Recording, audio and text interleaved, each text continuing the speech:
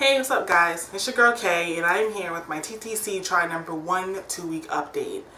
I am on my back porch. I'm actually sitting on the ground. The reason is because my mom is home and she tends to talk to me while I'm trying to shoot a video, or she's just loud in general and it's really obnoxious, so I came to where there's actually peace and quiet.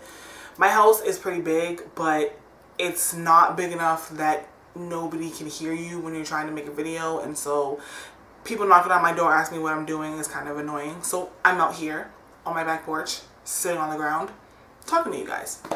So 2-week update. Try to keep it short and sweet. Basically, we did an insemination 2 weeks ago on the 5th and the 6th, or the 4th and the 5th, I can't remember, but it was those 2 days that we did an insemination, and we were going to test on the 14 days past ovulation, but my girlfriend actually had gone out of town for a week, so during the 14 days she wasn't here. So we decided that we were going to test when she came back on Tuesday. Today's Thursday, by the way. And when she came home, she was really, really sick. She ended up having to go to the hospital. When she came home, she was just exhausted, so we decided that we weren't going to test. Then yesterday she was out, and when she was coming home, I told her to pick up, you know, a cheap test, but the cheapest one was like $13, and we're not in the best financial situation right now to pay $13 for a pregnancy test.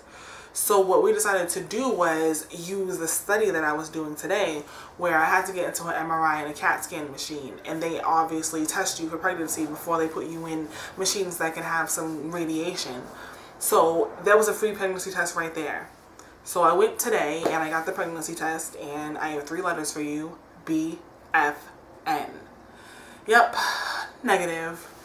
I can't say I'm surprised. I didn't really feel anything different than normal during this cycle, but this is also our first attempt, so things are a little bit, I guess, wibbly wobbly, timey-wimey. Ooh, I love Doctor Who. Let me stop.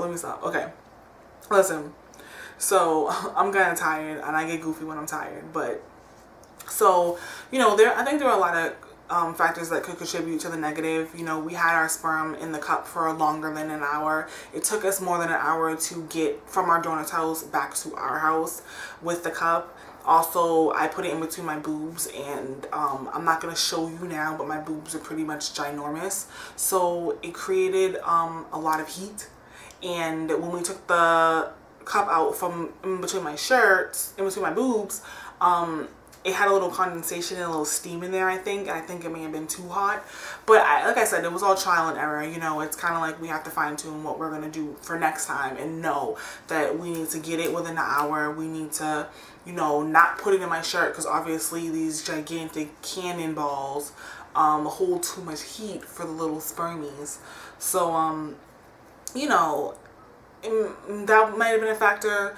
My sperm donor also didn't know that we were coming. It was kind of one of those random things, and he had sex like a couple of hours before we even got there. That might have been a factor. You know, just a lot of things that can contribute to being a negative. You know, it happens. I'm not like heartbroken and devastated. I don't really expect to get pregnant on the first try. There are a lot of things that we do need to fix, and so this gave us a chance to kind of look at what we were doing and see how we can fix things. So now that I know that it is a negative, I've decided to go along with my plan, which was, while waiting for the next ovulation cycle, obviously Aunt Flo has still not arrived. I'm in day 35 of my cycle, and I'm 18 days past ovulation with no period. So it's kind of frustrating because I want to hurry up and get the next cycle going, but patience is a virtue, I guess. I'm going to take the next couple of weeks until it's getting around time to ovulate to lose some weight. I've already signed up for the gym. I've changed my diet a little bit. I've been eating about 1,300 to 1,400 calories a day, just kind of really planning out my meals and cutting down on how much I really eat. My girlfriend is a skinny little thing. Like, I love her to death. She's the most beautiful woman in the world to me, but she's like tiny.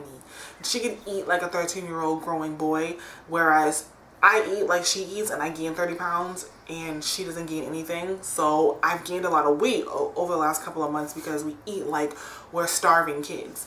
And she just never has anything to show for it. So I'm trying to lose a little bit of weight because with the PCOS, it does make you overweight, and it's a lot harder to lose the weight. Your body is using the sugars as not as energy, but they store it as fat. So you're not really, you know, you're tired a lot because your body's not getting energy. It's just making you bigger. And so I'm trying to, you know, counteract that by exercising and eating healthier. If I lose a little bit of weight, that will definitely help with the PCOS symptoms.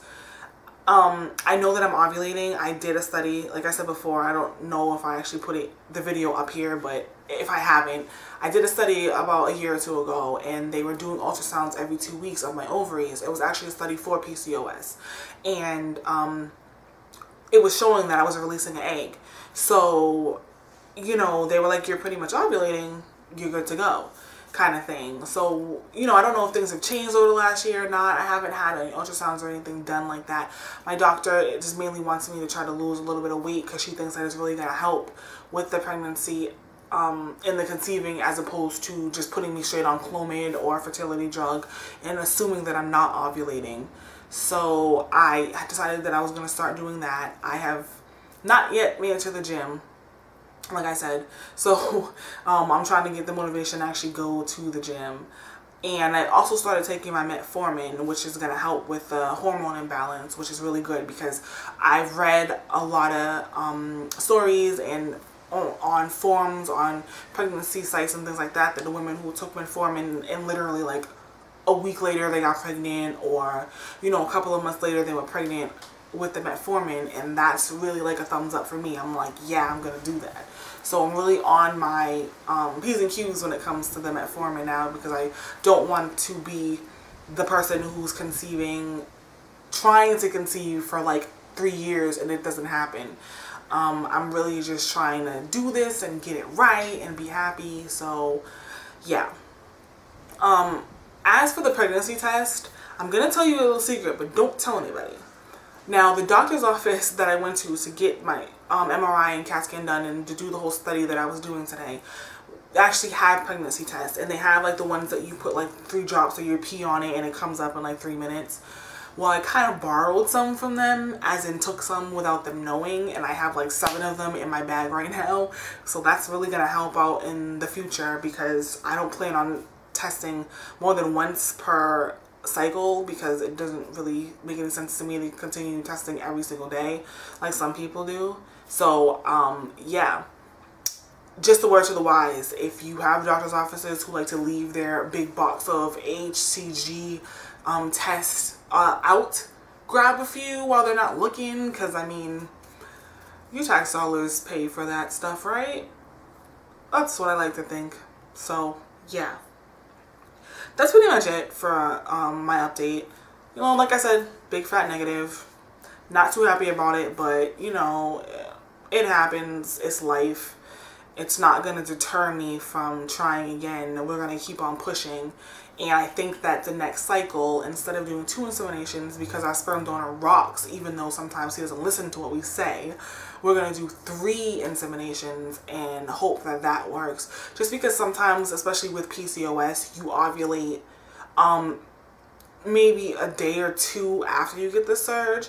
And so you're not quite catching it when you should be catching it. So we're going to try to cover all bases by inseminating when we get the LA surge, the day after, and then the day after that, so that if the egg does release late or you know, early, we can still catch it. So yeah, you know, I don't have that many followers right now. I mean, subscribers, a couple of people, and I really appreciate you guys watching my videos, because you know, you don't have to. So what's going on with you guys? What's new with you? How's your TTC journey? Have you gotten a big fat positive yet? Are you still trying? Are you taking any meds? What's going on with your life? Leave me a comment on the bottom, or a response video or something. Just let me know what's going on, alright? And I'll talk to you guys later.